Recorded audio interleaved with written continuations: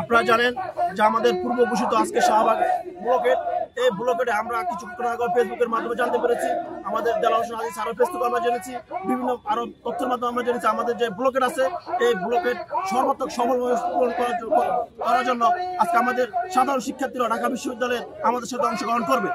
আমরা সাধারণ শিক্ষার্থীদের সাথে আমাদের যে সকল শিক্ষক আছে, সকল শিক্ষক এই বাংলা ব্লকেট সফলভাবে গড়ে তুলবো।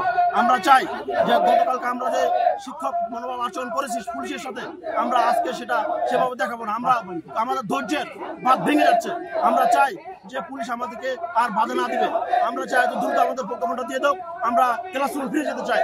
আমরা এই শহীদ মিনার রাত্রে নির্ঘুম রাত কাটাতে চাই না।